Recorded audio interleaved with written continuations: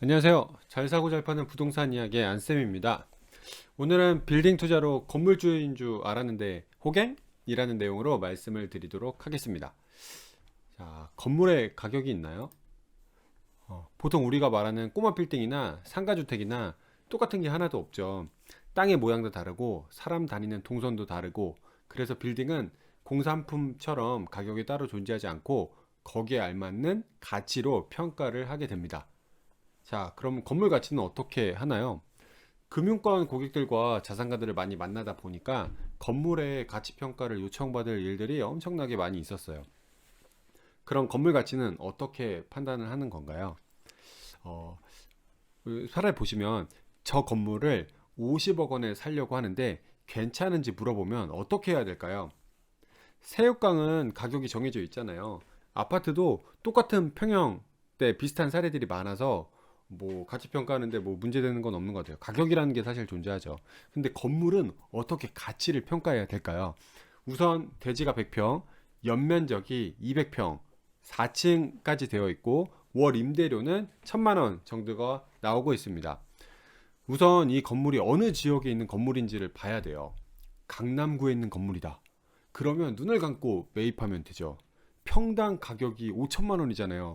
우리 지난 시간에 류준열이 평당 1억 8천에 판 거 기억나시죠? 이건 진짜 로또라고 생각하고 더 이상 묻지도 말고 숨 한번 크게 쉬고 사시면 됩니다. 내가 잠깐 한눈 팔면 숨 두 번 쉬면 다른 사람이 바로 사가요. 자, 같은 건물이라도 지역마다 가치가 다를 수 있습니다. 자, 이 장표는 21년 서울시의 3종 일반 주거지역의 거래 건수와 평당 가격입니다. 자, 그럼 용도지역 3종 일반 좀 생소하실 수 있잖아요. 3종 일반 주거지역은 뭐고 용도지역은 뭔지 간단하게 좀 말씀을 드리면, 국토의 계획 및 이용에 관한 법률에 의해서 전국의 땅의 용도를 다 지정을 해놨어요. 도시지역, 관리지역, 농림지역, 자연환경 보전지역으로 이제 구분을 했는데, 도시지역은 다시 주상공록해서 주거지역, 상업지역, 공업지역, 녹지지역으로 구분을 했죠.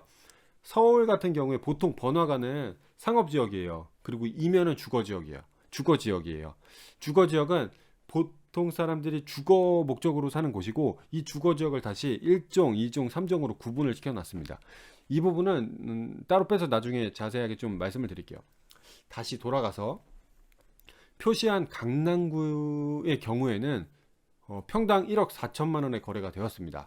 강남구의 경우에는 대로변은 거의 일반 상업지역이고, 3종의 경우에는 이면에 있어서 강남의 이면은 그냥 평당 1억 4천이라고 보시면 될 것 같아요. 그리고 서초구가 평당 1억, 용산이 평당 8,600, 뭐 등등이죠. 그리고 광진구가 평당 5천만 원이네요. 자, 이들 지역까지는 앞선 사례의 건물을 사는 데 있어서 문제가 될 것 같진 않아요. 왜냐하면 사례들이 평당 5천만 원이잖아요, 지금. 근데 문제는 이들 지역이 아닌 파란색 지역입니다. 저들 지역에서 아까의 건물이 평당 5천만 원인 50억에 나왔다. 그러면 다른 분석을 한번 해봐야 돼요. 극단적으로 얘기하면 50억 원 건물이 강북구에 있는데 평당 5천만 원에 나왔다. 그러면 5천만 원에 나왔으면 눈탱이를 맞을 수도 있는 거죠. 왜냐면 강북구는 21년도에 평당 가격이 2,914만 원이잖아요. 일단 의심부터 해야 되는 거예요. 우선 비싸게 사면 나중에 시세 차익을 보기 위해서 매각하는 시간이 길어질 수밖에 없기 때문에 속칭 부동산에 이제 돈이 묵히게 될 수도 있는 거죠. 각 지역의 평당가 숙지는 필수입니다. 각 지역의 평당가를 아는 것은 엄청나게 중요한 포인트예요. 평당 가격 말고 다른 중요한 포인트도 있을 수 있어요. 그건 바로 수익률입니다. 자, 처음 사례를 한번 다시 돌아가 볼게요. 수익률이 2.4% 괜찮은 건가요? 요즘 서울 빌딩의 수익률이 2%에서 3% 사이에 형성이 되어 있어서 이 사례 물건도 수익률은 어느 정도 괜찮다고 생각할 수 있어요. 그럼 여기서 건물을 잘 팔기 위해서 주변의 건물 임대 수익률이 2.4%라고 보고 우리 건물도 이렇게 세팅해서 팔 수도 있는 거잖아요. 근데 여기서 한 단계 더 나아가면 매수인이 호갱이 될 수도 있게 됩니다. 기존 건물에 내가 아는 사람이나 가족 등의 사업체 등을 이용해서 붉은색으로 표시한 2층에서 4층까지 임차 구성을 해서 임대료를 지불한다고 한번 가정을 해볼게요.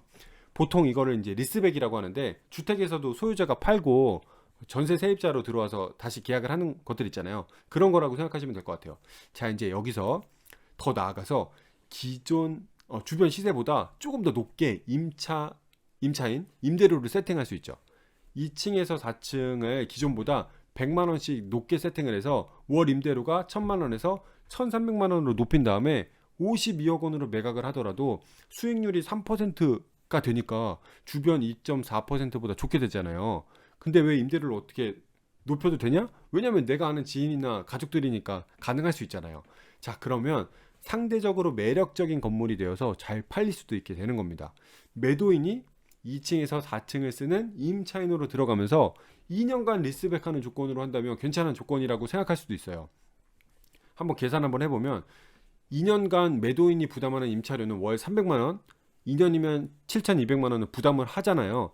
근데 매각 시에 50억 말고 52억 원으로 팔기 때문에 2억 원 더 높게 파는 거잖아요. 자, 여기서의 포인트는 뭐냐면 임대 시세를 아는 것이 굉장히 중요하다는 겁니다. 임대 수익률이 중요한 게 아니에요. 임대 시세를 아는 게 중요하고 그 임대 시세에 맞는 임대 수익률인지 아는 게 중요한 거죠. 임차인들 가지고 임대 수익률은 얼마든지 조정을 할 수가 있어요. 자, 이런 사례들은 너무너무나 많지만 하나 소개를 시켜 드리도록 할게요. 금융기관에서 이제 상담한 고객인데 자산가였어요.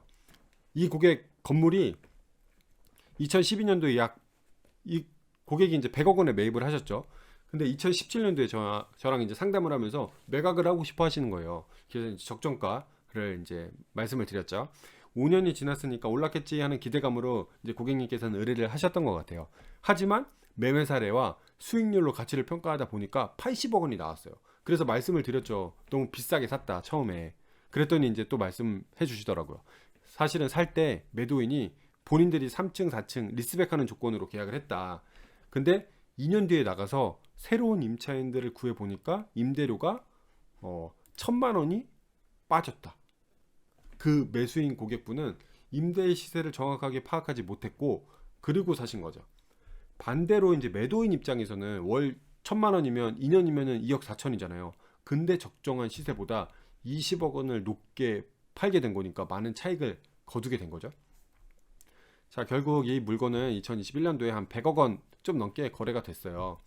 이 물건을 만약에 사셨을 때 시세 적정하게 80억 원에 샀다.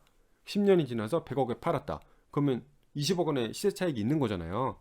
아, 이런 건물이었을 텐데 사실은 100억에 사서 100억에 팔고 나온 그런 사례가 되었던 거죠. 이런 사례들은 엄청나게 많이 있어요. 연예인들도 엄청나게 많아요.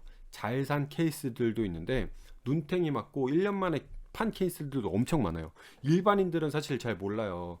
이제 이런 업을 하는 사람이나 전문가들이나 이런 것들을 아는 거니까 이런 것들은 좀 나중에 따로 빼서 실패 사례들을 좀 말씀을 드릴게요. 자, 이제 정리하도록 하겠습니다. 건물의 가치는 매매 사례, 수익 환원법 등으로 이제 확인을 합니다. 일반인들은 상대적으로 접근이 힘들기 때문에 전문가들의 도움을 받으시는 것이 좋아요. 그래서 이제 금융권 가게 되면 약간 서비스 형식으로 많이들 말씀을 해주시거든요. 이런 여러 가지 가치 평가 방법으로 봐야 호갱이 되지 않아요. 그리고 좋은 가격인 거를 아는 눈도 필요하죠. 강남구에 평당 5천만 원 건물이 있다. 순 한번 크게 쉬고 사면 되는 거. 지금 시세가 1억 8천인 거 예전 방송에서 류준열 때문에 이제 확인을 하셨잖아요. 그래서 진짜 시세를 잘 아는 것도 중요하다. 각 상황에 맞는 부동산 관련된 승계, 부동산 잘 사고 잘 파는 문의는 아래의 링크로 문의 주시면 될 것 같습니다. 내용이 유익하셨으면 구독과 알림 설정 부탁드립니다. 감사합니다.